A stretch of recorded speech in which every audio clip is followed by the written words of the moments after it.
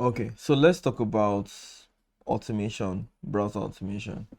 So when we talk about browser automation, it's basically trying to automatically run things on your browser. So let me give an example. Say for instance, you visit a website. What do? You would usually click on things on that website. You would use the website like a normal human being would use a website. But the thing is, you have to be the one clicking the mouse and interacting with the website.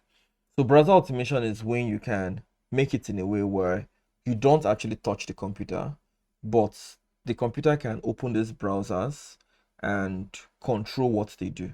Now, what is browser farming? Browser farming is like when you can now make this automation continuously keep doing things that have like a reasonable agenda.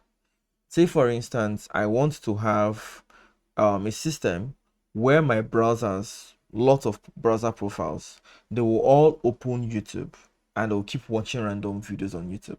But why? Why do I want my browsers to be watching random videos on YouTube? Well, for a couple of reasons. Now, one, when you have browsers that has been streaming videos on YouTube, they have built what we call browser history, cookies, local storage, fingerprints. So let's say if a particular browser has been coming to YouTube frequently, and then that browser happens to come to your own YouTube channel, watch a video you uploaded, that video would have like an extra view.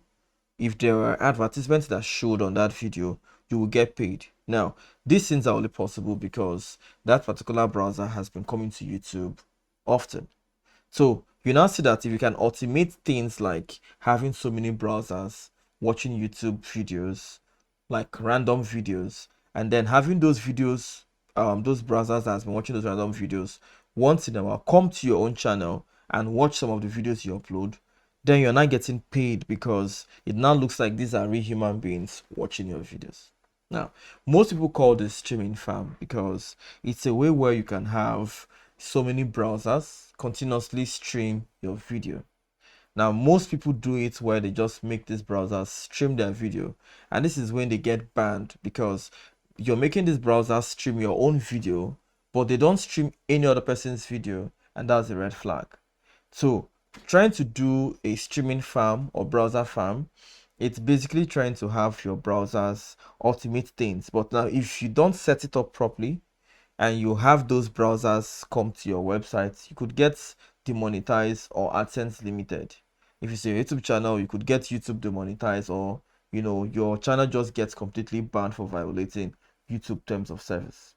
So this simply means that even if you can do your browser automation, if you don't do it properly and you get caught that you're trying to rig the system, you're trying to fool the system by using so many browsers, you could lose everything, including your channel. So now the solution is to do it right. Now I'm going to be showing you how to do it right. So we're going to start with what you need to understand. Firstly, I want you to understand that every single time you want to open YouTube, make sure you open it with a profile. So for instance, if I open YouTube with guest mode, on guest mode now, it simply means that I have no browser history. So if I click here now, you can see there is no browser history.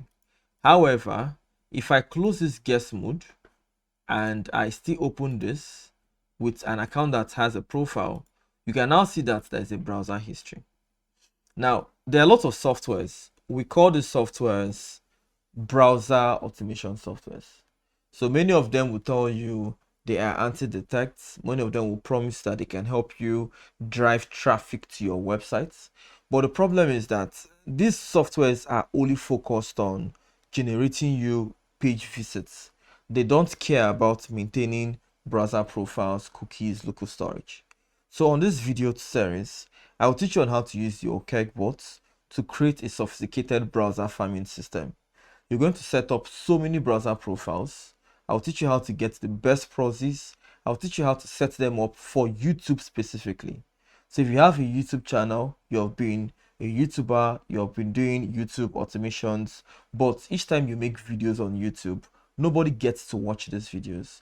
I'll teach you how to create lots of profiles, how to automate these profiles so they can watch random videos on YouTube, and how to make them also come to your own channel and watch your videos, and how to do it in a way you don't get demonetized, you don't get banned, everything looks as legit as possible. So on the next episode 2, I'm going to walk you through the 3 major things you need to know. First one, where to get a good proxy.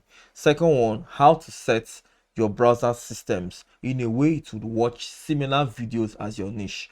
So if you're into stories, if you're into any kind of niche, your browsers should be watching videos that are similar to your niche. So how do you do it? How do you set the browser automation to automate things that are similar to what your channel does?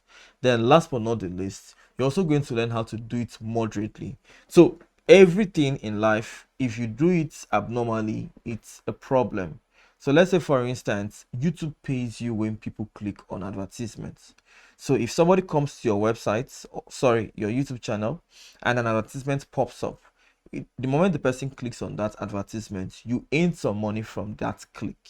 So now, because of this, the thing that will come into your head is to start making all your browser profile continuously click on the advertisement. Now, if this is what is on your mind and you actually do it, you will get banned almost immediately.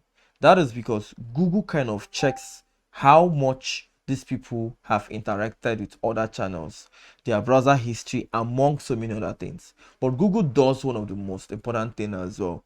They also audit your traffic. It's everybody who watches your video clicking on advertisements. If it's so, it's a red flag. It means your click-through rate is very high, where virtually anybody who watches your video is clicking on an advertisement. Now, you don't want your click-through rates to be high, because that would, prompt a proper review. This proper review might involve so many things that if you don't pass, you're already getting demonetized and banned. But should you drop your click-through rates, let's say out of 1,000 visits, you click less than 20%, less than 10%, it simply means that you now have more authenticity. There will be no review, there will be no issues, and you actually get paid from Google AdSense. Now, the next set of videos will tell you in broad details what you need to know. I'm trying to simplify it here so I don't get to over expand, but the next videos would be talking about each chapter. So we're going to start with talking about how to get good process. See you on episode 2.